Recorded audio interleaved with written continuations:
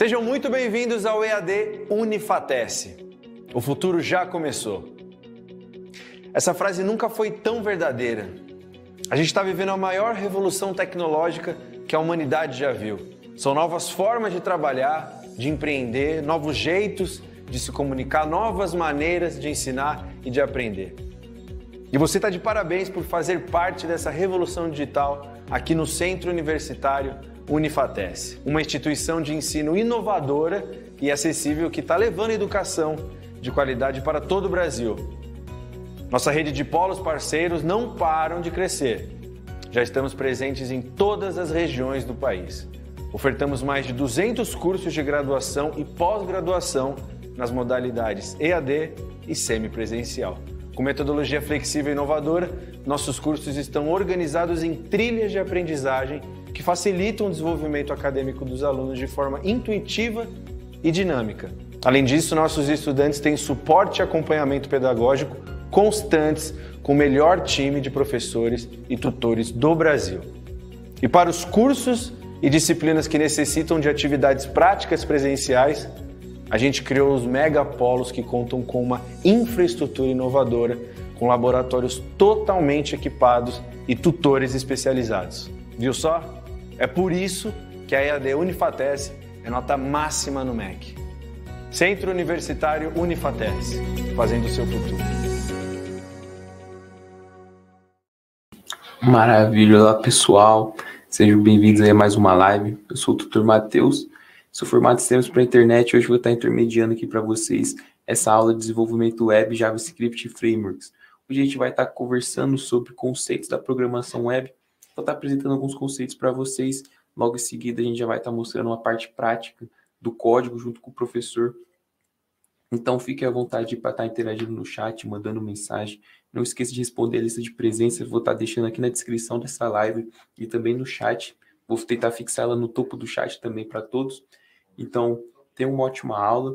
Não se esqueçam, pode contar com a gente aqui pelo chat mesmo ou pelo canal da TES ali.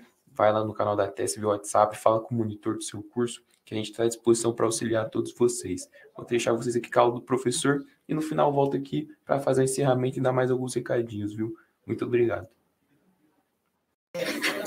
Olá, pessoal. Sejam bem-vindos aí à nossa aula de conceitos da programação web.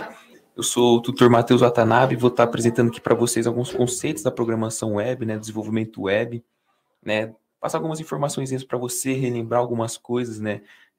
Nós temos muitos alunos que já são mais experientes, temos alguns que caíram de paraquedas, entraram agora no curso, não tem ideia do que se trata. Então, vou estar explicando alguns conceitos para vocês, né? Alguns conceitos um pouco mais básicos. E logo em seguida, eu vou estar passando um vídeo para vocês bem interessante do nosso professor, onde ele mostra um pouquinho mais sobre o código do JavaScript, criando uma calculadora ali bem básica para todo mundo estar se ambientando direito com essa linguagem de programação. Então, o desenvolvimento web, né, ele consiste ali, a gente tem primeiro nas etapas a criação, seria mais a criação da ideia nesse caso, né, o primeiro passo seria a criação da ideia, você ter um objetivo do porquê que você quer criar tal site, né, fazer tal aplicação, qual o objetivo dela? Você tem que ter um objetivo antes, uma ideia por trás, antes de você construir todo aquele design, né, todo o layout do site, e você subir ele para o ar, tentar entender primeiro qual seria o objetivo dele, para assim a gente ter um norte do que preparar e qual problema ou qual serviço você quer prestar, né, para o seu usuário, né? Qual seria o seu usuário final? A gente tem que pensar nisso, ter uma ideia, né, para a gente estar criando esse nosso site, essa nossa aplicação. Logo em seguida, depois que a gente já tem aquela ideia definida, a gente entra na questão do design. Quem já participou das aulas ali de UI design, UX design, sabe que é uma etapa muito importante também. E uma das principais etapas, obviamente, seria da criação, você ter a ideia, você conhecer primeiro o seu usuário, o seu cliente final, e aí sim você parte para a ideia, você começa a prototipar algumas ideias, já começa a testar algumas telinhas, assim, você já não vai codificar a tela e nem criar o design dela final já, que nem a gente viu, você cria aqueles wireframes, né, aquelas telas um pouquinho mais cinzentas, para ter algum ponto de partida, e você vai vendo que você pode melhorar ou não, e aí sim você parte para o design final. Esse design você pode estar fazendo em qualquer ferramenta aí que forneça, né, as propriedades e as ferramentas necessárias para você criar um design para o seu site. Então, a gente utiliza o Figma, né, nosso projeto de ensino, é o que eu recomendo também, porque seria uma ferramenta grátis, e ela é muito, muito utilizada, tem várias funcionalidades, várias propriedades diferentes para você estar criando um design ali, né? Então, depois que você teve a sua ideia, pensou no seu usuário, sabe qual problema você quer resolver, sabe qual serviço você quer prestar, você fez o seu design, né? Você criou as telas, você já sabe qual vai ser o fluxo do usuário dentro do seu site ou dentro do seu programa. Aí sim a gente parte para a questão do código, que já seria a questão da construção. Você vai pegar todo aquele design que você fez e você vai transformar ele em código. Quem já está um pouco mais ambientado com isso, sabe, conhece melhor já as linguagens de programação, já vai ter um norte de como se... Já vai ter algo para se espelhar, não vai precisar ficar criando tudo do zero. Hein? Então é muito interessante você ter um design antes, né, para você já ver e você já, na sua cabeça, na hora que você vê o design na sua cabeça, você já começa a pensar assim, pô, aqui vou ter que criar uma div, dentro dessa div vou ter que criar às vezes uma outra seção, né? Qual que é outra div? A gente até brinca que na HTML é tudo div dentro de div, ou no menu você já abre uma tag nav ali e coloca as tags de UL ali para criar a sua lista do seu menu. Assim, que já está mais situado com as linguagens, né? Já vai começando a ter uma ideia do código na cabeça, e óbvio que depois de você já ter criado todo o seu produto, né? Você não subiu o seu site, você vai lá e já abandona ele. Pô, criei, lancei ele aqui e já era. Não, você vai lá e tem toda a manutenção por trás. Você vê se ele ainda se ele tá tendo erro, se ele está sobrecarregando o servidor. Então tem toda a questão também da manutenção por trás do site. Não é só você criar ele, criar o seu programa, lançar ele para o mundo e deixar ele lá. Tem toda a manutenção, tem que fazer os testes certinhos, sempre está atualizando e sempre está melhorando essa sua aplicação. Então, qual que é a importância do desenvolvimento web hoje em dia? Acessibilidade global, né? Uma ampla audiência, todo mundo, né? Não vou falar todo mundo, né? Não pode generalizar, obviamente, né? Infelizmente. Muitas pessoas já têm acesso à internet, navegam pela internet, visitam sites o tempo todo. Então, assim, comunicação, interação, né? Aquela troca de informação, compartilhamento de dados, é muito importante também o desenvolvimento web para essa questão, para a gente continuar transmitindo as informações, para você ter uma presença online empresarial, se você tem o seu negócio, se você tem a sua empresa, se você trabalha com uma empresa, é muito importante que você esteja na internet, mais do que essencial, né, na verdade. A gente tem, quem tem a disciplina de marketing digital na grade, vai ver que a APA era um pouquinho a respeito disso, né? Foge um pouco. Qual seria a diferença do marketing tradicional para o marketing digital? Então é muito importante ter a presença online. A gente viu que durante a pandemia o marketing digital teve um boom. Muitas empresas precisou migrar para o online. Então, assim, sempre importante você ter um site para sua empresa e um site, não um site qualquer, né? Um site que você fez com pouca vontade, né? Fez de má vontade, acabou sendo um site um pouquinho mais esquisito ali, nem tão responsivo, com uma usabilidade ruim.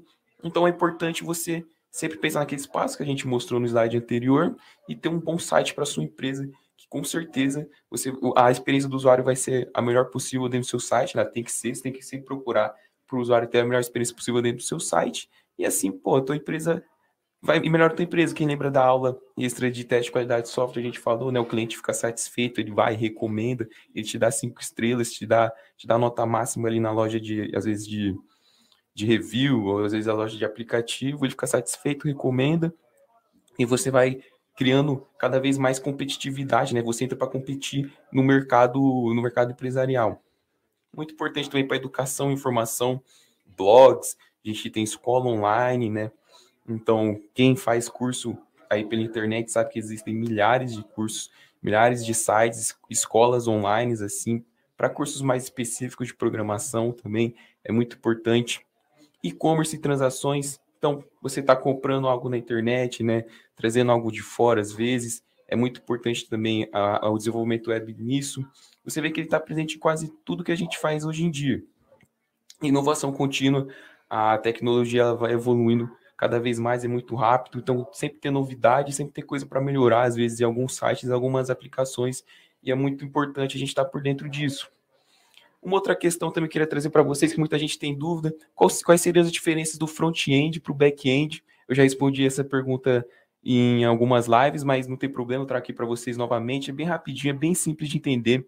Então, o front-end é a camada do software, né? Ele seria como se fosse uma capa.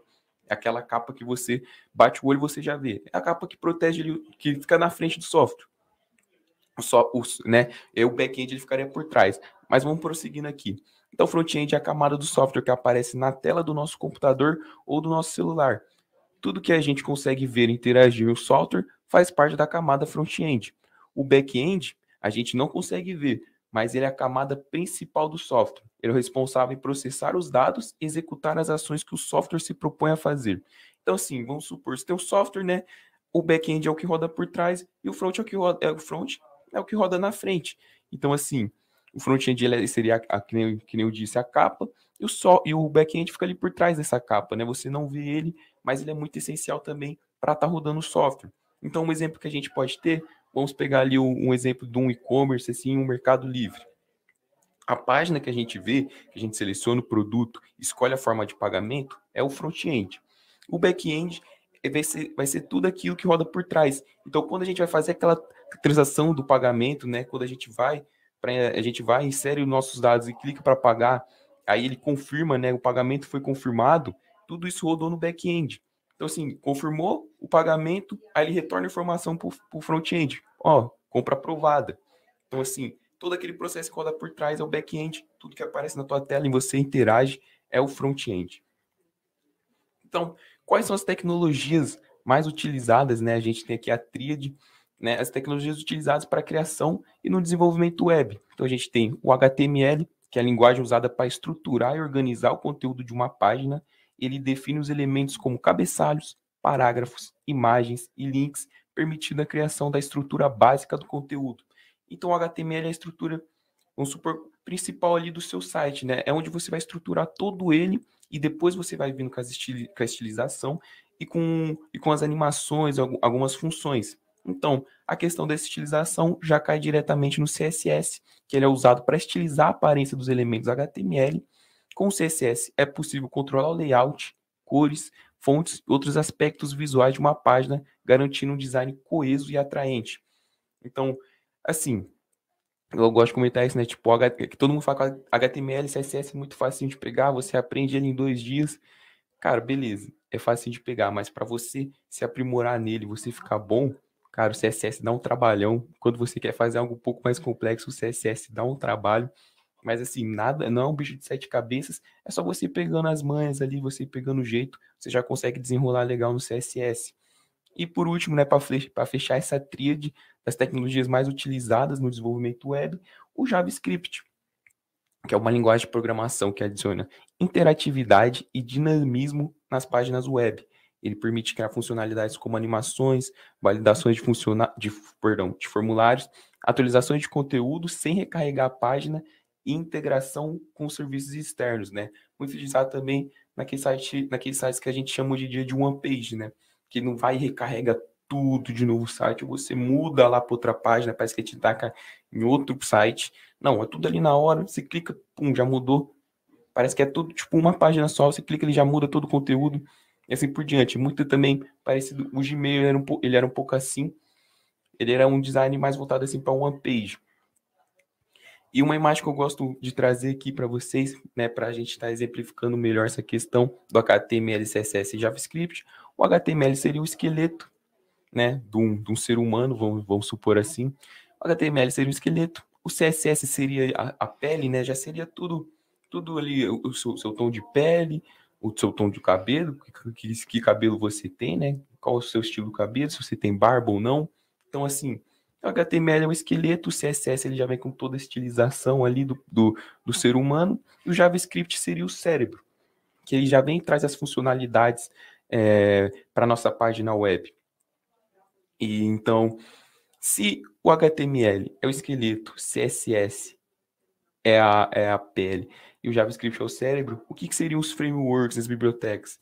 Eu gosto de dizer que eles seriam superpoderes assim do ser humano. Então ele dá aquela funcionalidade a mais, né, para o seu site. Então a gente vai estar vendo aqui um pouco sobre os frameworks e as bibliotecas. Então as bibliotecas, a grosso modo, uma biblioteca JavaScript ela é um é um pedaço de código reutilizável que pode servir de base para a implementação de outros códigos. A ideia de utilização de uma biblioteca é de reutilizar códigos existentes para não perder tempo escrevendo códigos que o programador já escreveu. Então, só para simplificar ali o seu trabalho, às vezes você quer fazer cálculos a respeito da hora do dia, a respeito de data, né? Fazer cálculos com datas, ao invés de você fazer toda aquela função para descobrir que horário que seria, né? O horário agora em tal fuso. Mas se você fazer todos esses cálculos, você pode pegar ali uma biblioteca que tem todas essas horas, né? Já tem a questão das datas, da questão dos anos, e reutilizar aquele código que o outro programador já criou, sem precisar ficar quebrando a cabeça tudo de novo. Então vem para simplificar. Muita gente é um pouco contra as bibliotecas para quem está começando a programar agora, porque é importante que você saiba a linguagem ali, como utilizar ela, né? Utilizar ela puramente, utilizar o JavaScript puramente, sem ficar precisando de bibliotecas, ou você entender como funciona o código de dentro daquela biblioteca para você ter uma noção e você não ficar dependente só de biblioteca.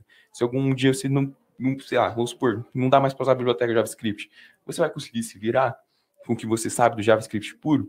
Então, assim, óbvio, fiquem à vontade para utilizar as bibliotecas, frameworks, né? Quem sou eu para dizer, né? Fica a critério de vocês, mas é importante você ter aquele conhecimento do JavaScript puro, porque se um dia se não der para usar a biblioteca, você conseguir fazer o código na mão. Então, as principais bibliotecas do JavaScript, a gente tem o jQuery, React, né? Muita gente acha que ele é um framework, considera ele como framework, mas na verdade ele é uma biblioteca, e o Glimmer.js. Agora a gente vai partir para os frameworks, né? Um framework ele possui várias funcionalidades prontas e normalmente já possui um fluxo de trabalho e estrutura a serem seguidos. É algo bem mais abstrato do que uma biblioteca. Um framework ele pode ser um conjunto de bibliotecas ou componentes que são usados para criar uma base para uma aplicação web, no caso do JavaScript. Só para exemplificar, o Angular, que é um framework também muito famoso, framework JavaScript para desenvolvimento de aplicações, é feito a partir de bibliotecas de animação, requisições HTTP, internacionalização, testes, tratamento de dados em formulários, reatividade, roteamento, etc. Então você vê que o framework ele já é mais complexo do que a biblioteca. Ele pode também ter um conjunto de bibliotecas dentro deles, mas além disso, ele já tem outras questões ali, outras propriedades e outros componentes que envolvem ele. Então, os principais frameworks que a gente tem de JavaScript, assim, os mais famosos, né? Não são os principais. Então, assim, a gente tem o Angular, o Vue e o Bootstrap, todos muito voltados para o desenvolvimento web, na criação e utilização de sites. Então, assim, pessoal, eu quis trazer essa introdução aqui para vocês, dar uma recapitulada, né? Eu tenho certeza que muitos de vocês já sabiam de tudo isso, mas como eu disse, a gente tem aluno que chegou agora, não tem ideia, está quebrando a cabeça com essa disciplina. Então, para deixar um pouquinho mais claro, né, o que seria cada coisa dentro dessa disciplina, e agora eu quero deixar com vocês um vídeo do nosso professor falando sobre um estudo de caso da nossa disciplina, né? Vocês não têm essa atividade, pode ficar tranquilo, mas se vocês quiserem reproduzir ou tentar por conta de vocês, junto com o professor, fica à vontade, é um conhecimento adicional, só vem para valorizar ainda mais o seu conhecimento e agregar muito. Então, fiquei com o vídeo, pessoal. Muito obrigado. Não esqueça de responder a lista de presença. Vou estar deixando no chat para vocês. E até uma próxima. Fiquem com Deus.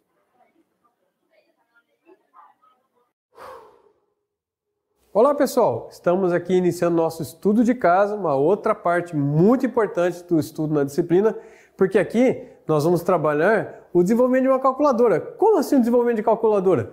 Realmente a gente vai montar uma bem simplesinha, né? Lógico, para que não fique nada muito exagerado e não funda a cabeça de vocês.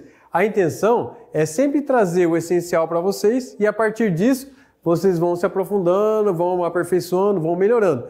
O exemplo que vocês vão ter nesse estudo de caso, por exemplo, vocês podem mexer à vontade, brincar e trabalhar em cima e quem sabe daqui a pouco ele está muito melhor. E essa é a intenção, tá? Que vocês ajustem, melhorem de acordo com a percepção de vocês, corrijam alguma coisa que vocês acharem interessante e aí a coisa vai tomando um caminho interessante.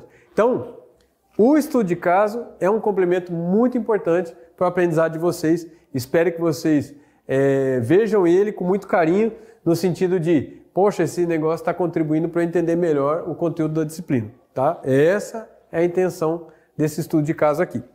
imagine que lhe seja pedido que crie uma calculadora simples em HTML com JavaScript que pode ser incorporada em sites sempre que necessário. Ela teria que realizar apenas as 4 operações básicas matemáticas de soma, subtração, divisão e multiplicação.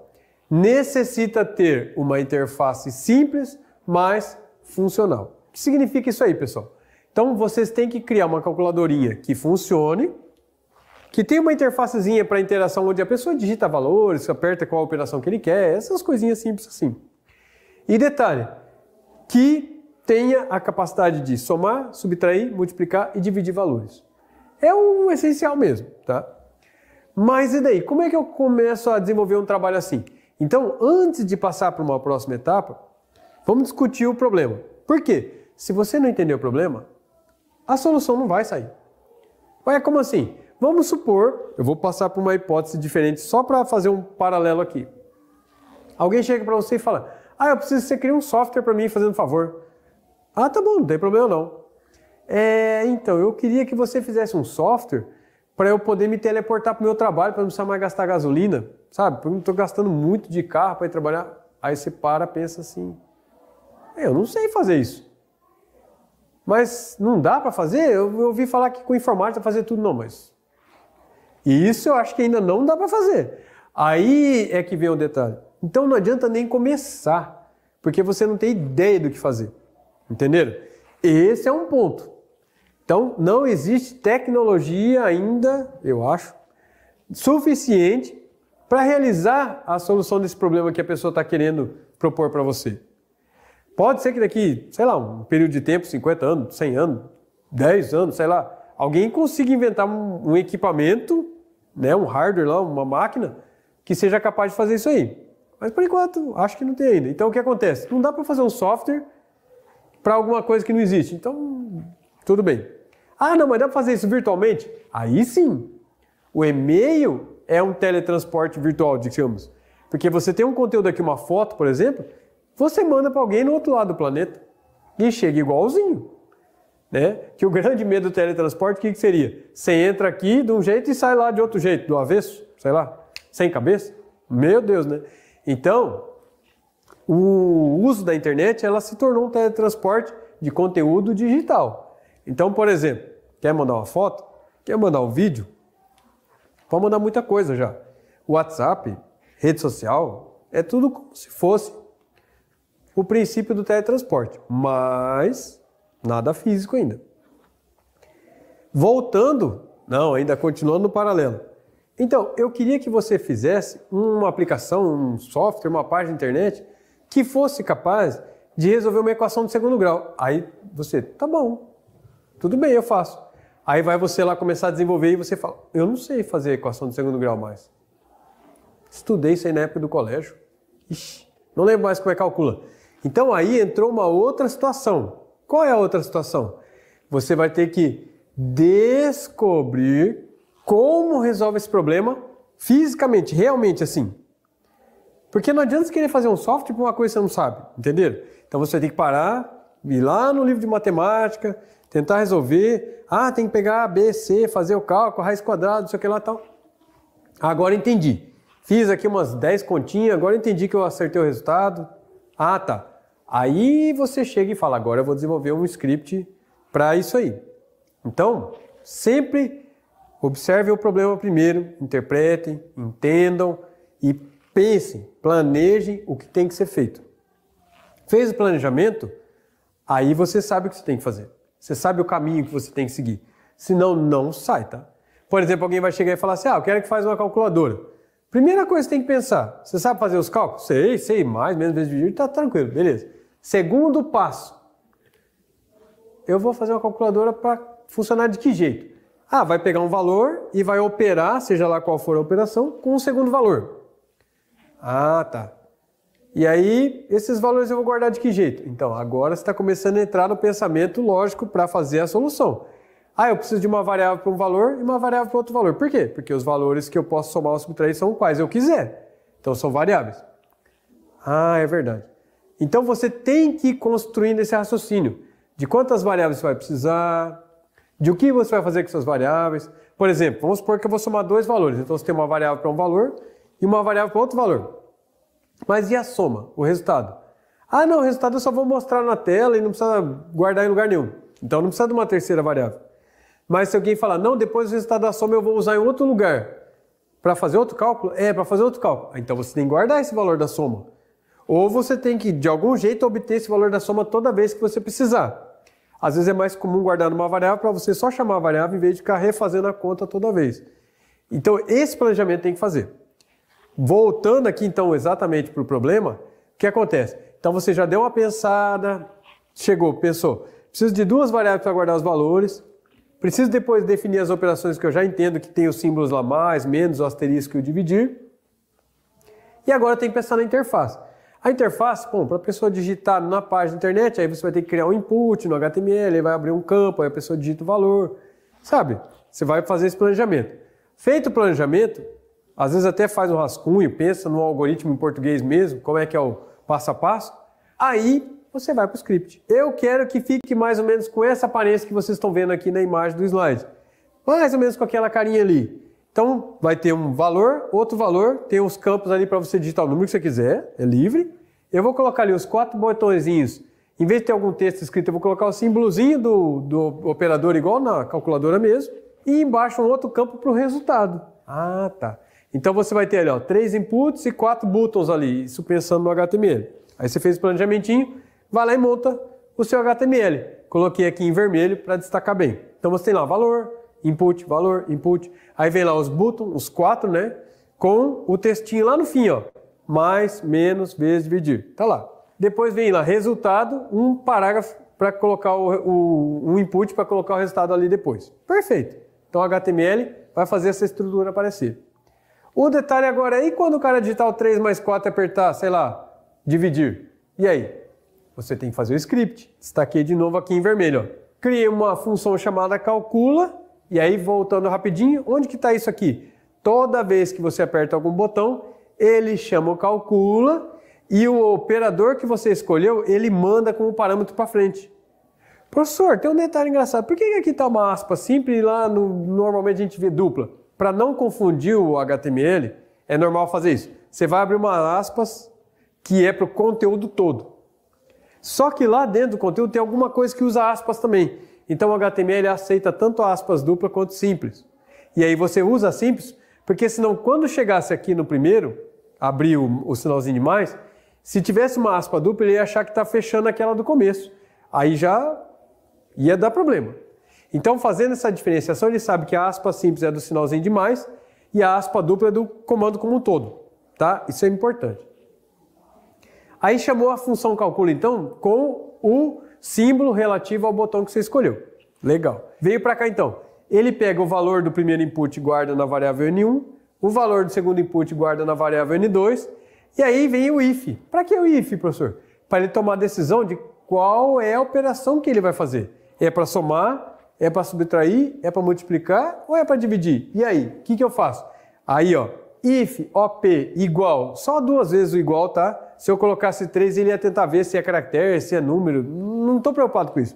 Eu só quero que ele veja se é igual. Então, se o operador, que é uma outra variável que eu estou utilizando aqui, que ó, é o parâmetro da função op aqui em cima. Se o operador for mais, aí ele faz esse de resolver o cálculo aqui, ó, e retornar como resultado para aparecer lá no input, que é o EX13 lá identificado. Se for menos, ele faz a operação de menos. Se for vezes, ele vai fazer a operação de multiplicação. Se for dividir, ele vai fazer a operação de divisão. Professor, então é assim que funciona? Ah, então é mais, menos vezes dividir, eu coloco ali no if, cada um deles, e cada um deles faz um negócio diferente. Isso é uma estrutura de decisão. Pessoal, isso aqui é importante. É tão importante você conhecer que isso aqui é um dos conceitos fundamentais de uma das áreas mais importantes da informática, da TI hoje em dia, que é a inteligência artificial. O que é inteligência artificial? Bem por cima, assim. É você ter a capacidade de decidir por conta própria. Isso um software, tá? Não a pessoa. Então, a ideia da inteligência artificial é você, utilizando o software, tentar simular o que a gente pensaria. É o princípio mais simplesinho assim. E a decisão não é uma coisa que a gente faz o tempo todo. Por exemplo, hoje, quando eu vim para cá para fazer a gravação, falei, bom, o clima hoje não está muito agradável. Estou de blusa. É uma decisão que eu tomei. Eu poderia ter vindo sem blusa. Provavelmente eu ia estar passando um pouquinho de frio, ia estar meio incomodado, vocês iam estar vendo eu um pouco de coriza, alguma coisa incomodando. Então, eu tomei essa decisão. Uma inteligência artificial faria a mesma coisa. Nossa, professor, como que a inteligência artificial vai fazer isso? Em vez da variável ter um operador mais, ela ia estar capturando num sensor a temperatura. Ah, entendi, professor. Daí o que ia acontecer? Você poderia ter um robozinho em casa, na hora que você vai abrir a porta, ele olha para você com uma câmera, identifica você sem blusa e fala: a temperatura está baixa hoje. Faça o favor de levar um casaco. Aí você, nossa, nem pensei nisso. Aí você volta para trás, pega uma blusa, coloca. Aí o robô olha de novo para você. Agora sim você está preparado para o frio que está lá fora. Bom trabalho. E aí você sai. Olha que lindo isso. Você tem um robô nesse nível de interação, é tudo decisão que ele toma, baseado em alguma coisa. O nosso sensor de temperatura é a nossa pele.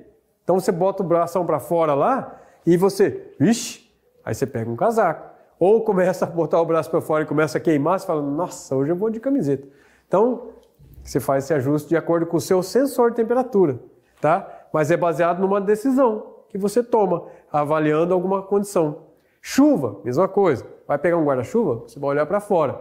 O computador, mesma coisa. Ele vai filmar fora do ambiente. Se tiver aquela sensação de que está caindo gotas, porque a captura da câmera consegue identificar esse processamento de imagem, e daí vai falar, está chovendo. Aí ele pode, inclusive, determinar a intensidade. Fala, está chovendo muito, está chovendo pouco. E aí, tudo programado com decisão, pessoal. Ah, então não é só ficar fazendo esses mais, menos. Não, vocês podem chegar nesse nível tranquilamente. Só que para isso, vocês têm que dominar a programação do sensor, tá? Da câmera. Aí já é conhecer o equipamento. Então é outro nível de desenvolvimento de software. Ah, professor, mas eu nunca vou chegar nisso. Mentira, vocês podem chegar tranquilamente.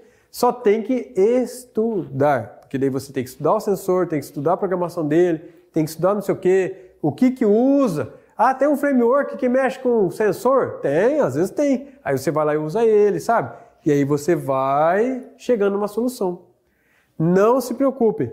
O aprendizado, ele é construído. Então a gente vai lá e passa um breve apanhado de um monte de coisa para vocês, e vocês vão lá, entendi um pouco. Eles entenderam um pouco, você não entendeu tudo.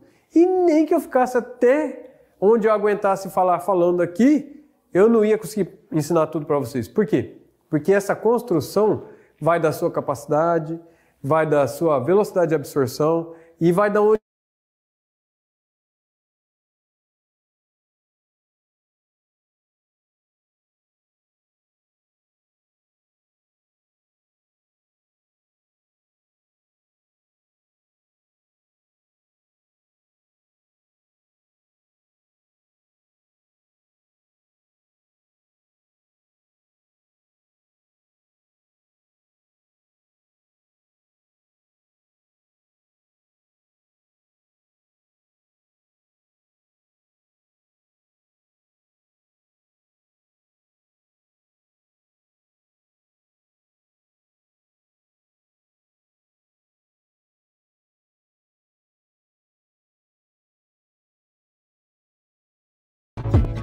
dá problema. Então, fazendo essa diferenciação, ele sabe que a aspa simples é para o frio que está lá fora. Bom trabalho. E aí você sai. Olha que lindo isso. Você tem um robô nesse nível de interação, é tudo decisão que ele toma, baseado em alguma coisa. O nosso sensor de temperatura é a nossa pele. Então, você bota o bração para fora lá e você, ixi, aí você pega um casaco. Ou começa a botar o braço para fora e começa a queimar, você fala, nossa, hoje eu vou de camiseta. Então, você faz esse ajuste de acordo com o seu sensor de temperatura, tá? Mas é baseado numa decisão que você toma, avaliando alguma condição. Chuva, mesma coisa. Vai pegar um guarda-chuva, você vai olhar para fora. O computador, mesma coisa. Ele vai filmar fora do ambiente. Se tiver aquela sensação de que está caindo gotas, porque a captura da câmera consegue identificar esse processamento de imagem, e daí vai falar, está chovendo. Aí ele pode, inclusive, determinar a intensidade. Fala, tá chovendo muito, tá chovendo pouco. E aí, tudo programado com decisão, pessoal. Ah, então não é só ficar fazendo esses mais, menos. Não, vocês podem chegar nesse nível tranquilamente. Só que para isso, vocês têm que dominar a programação do sensor, tá? Da câmera. Aí já é conhecer o equipamento. Então é outro nível de desenvolvimento de software. Ah, professor, mas eu nunca vou chegar nisso. Mentira, vocês podem chegar tranquilamente. Só tem que estudar. Porque daí você tem que estudar o sensor, tem que estudar a programação dele, tem que estudar não sei o que usa. Ah, tem um framework que mexe com sensor? Tem, às vezes tem. Aí você vai lá e usa ele, sabe? E aí você vai chegando numa solução. Não se preocupe. O aprendizado, ele é construído. Então a gente vai lá e passa um breve apanhado de um monte de coisa para vocês e vocês vão lá, entendi um pouco. Eles entenderam um pouco, você não entendeu tudo. E nem que eu ficasse até onde eu aguentasse falar falando aqui, eu não ia conseguir ensinar tudo para vocês. Por quê? Porque essa construção vai da sua capacidade, vai da sua velocidade de absorção e vai da onde você quer ir. Não existe alguém que vai te ensinar jamais e não tem ninguém que vai aprender jamais tudo que existe na TI. E não faz nem sentido. Você não tem como trabalhar em 50 empregos ao mesmo tempo, no mesmo momento. Então o que você precisa? Se aperfeiçoar em alguma coisa. Gostou disso aqui? Vai em cima. Pega um monte de material e se aperfeiçoa. Para você entender muito bem todo tipo de decisão que você pode criar, todos os problemas que você pode resolver com isso aqui. Tá? Esse é um exemplo só. Então voltando, ó, o que foi feito aqui? Para garantir o resultado foi utilizada inclusive aquela funçãozinha parseInt, porque às vezes a pessoa digita lá um número e se você não utilizar, pode acontecer, né, do navegador interpretar como texto. Pode acontecer, então por garantia a gente faz isso. Mas muitas e muitas vezes você não precisa pôr, se colocar N1 mais N2 ele vai entender. Ah, professor, posso fazer esse teste? Deve fazer esse teste, porque vai contribuir muito para o seu aprendizado. Entender quando usa, quando não usa, quando é opcional, quando não é. Vai fazendo teste. Tira algumas coisas, coloca outros. Procura outras funções na internet. Descobri que tem uma função que muda para número com caso decimal. Vai lá e coloca. Parse float lá, de repente aí. Que legal, agora ele aceitou. Faz teste, vai aperfeiçoando. E aí, com isso aqui, ó, o que ele está fazendo? Cada resultado que ele está obtendo, ele está mandando para o EX13. Então, retornando, está aqui o EX13, que é esse input aqui que está aparecendo 0.75. Que legal, agora entendi. Então, ele fez aqui a montagem do script do HTML puro para montar a interface. Aqui poderia entrar o React lá, por exemplo. Aqui eu estou fazendo o script para fazer a parte do processamento dos cálculos. Aqui é JavaScript puro. Dá para usar algum framework? Sim, tem frameworks que talvez façam um processo. É que o processo aqui é tão direto de fazer o cálculo que não tem por que chamar uma biblioteca que vai deixar o software mais lento para fazer isso. Faz no JavaScript direto mesmo. Mas se fosse uma aplicação muito mais complexa, mas eu vou fazer isso lá no servidor.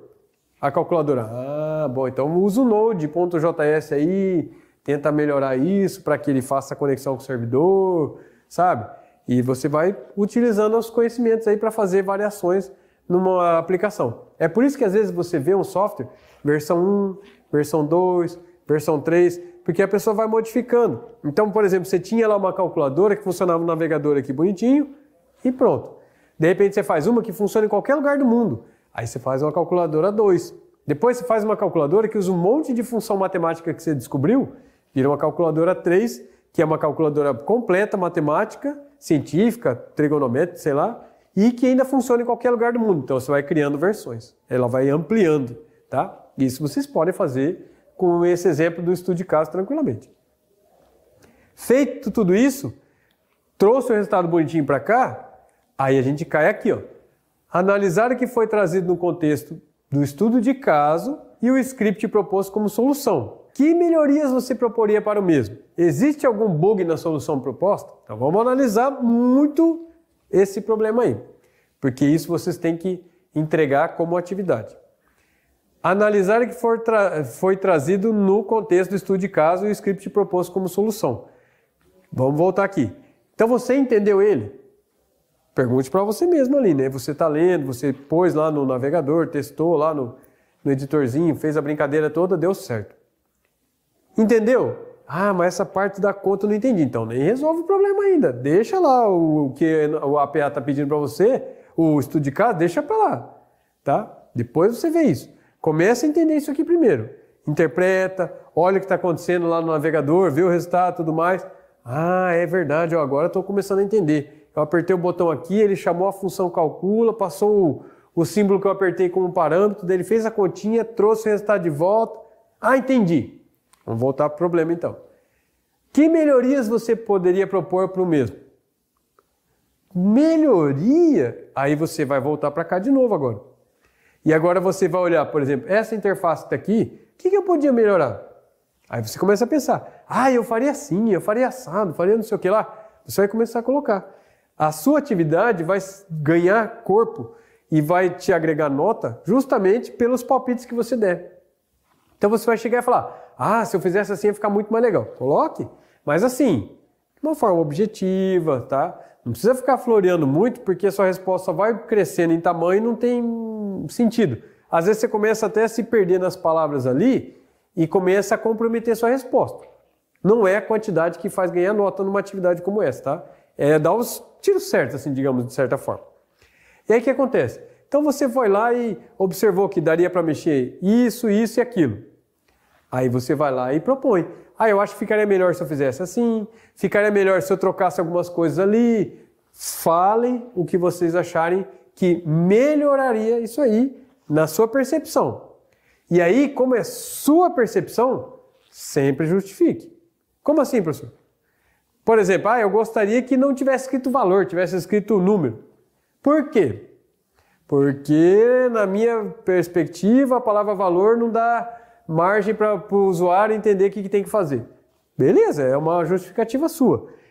Se, de repente, uma pessoa sentar, for ler sua atividade e fazer a correção, ela tem que entender a sua justificativa como sendo válida, primeiro de tudo, porque numa dessas você pode falar uma justificativa que não tem pé nem cabeça, né, sem querer. E também, se realmente é relevante essa modificação. Trocar só a palavra ali, a pessoa vai falar, não, mas qualquer um vai entender que valor tem que digitar um valor ali do lado. Não justifica fazer essa mudança. Mas pode ser aceitável e mesmo assim gera nota para você. Não precisa ser uma mudança assim, tipo, nossa, agora isso aqui vai funcionar lá no Android ou no Xbox, no PlayStation. Não é uma mudança tão radical assim. É só alguma coisa que você acha que poderia mexer nesse mesmo sentido de funcionamento, tá? Não é assim, mudar, reinventar a roda. Calma, é só uma atividadezinha assim para complementar o estudo. Então você vai tentar enxergar pequenas coisas assim, pequenos detalhes que você poderia mexer. Aí tem um ponto muito importante. Existe algum bug na solução proposta? Então vamos lá. Com relação à parte da melhoria, primeiro, tem coisas que vocês acham que daria para mexer no próprio script? Eu acho que tal linha, essa parte aqui, você pode até destacar na sua resposta. Essa parte aqui eu faria assim. Coloca a parte original e coloca a sua melhoria. E daí justifica, porque assim ele vai funcionar melhor, tal. Isso já é um detalhe importante. Agora, lá fala assim, existe algum bug? O que é bug? Então, esse é um termo muito popular, tipo uma gíria já da área de TI, para quando você tem algum tipo de defeito, alguma falha, alguma coisa que foi identificado. Professor, não percebi nada não. Você pode até responder isso, não percebi nada. Não encontrei bug nenhum, não achei nenhum defeito, nenhuma falha no script. Perfeito. Mas essa pergunta não foi colocada aí sem propósito, tá? Existe alguma coisa realmente que pode ser corrigida nesse script? Cabe a vocês enxergarem isso aí. Professor, eu estou olhando o script e está certinho. Não é um erro de construção. A lógica dele está funcionando, as tags do HTML funcionam, o script do JavaScript está funcionando. Tudo isso aí funciona. Como que eu vou descobrir então, professor? Está tudo funcionando direitinho, onde é que está o defeito? Aí vem o detalhe.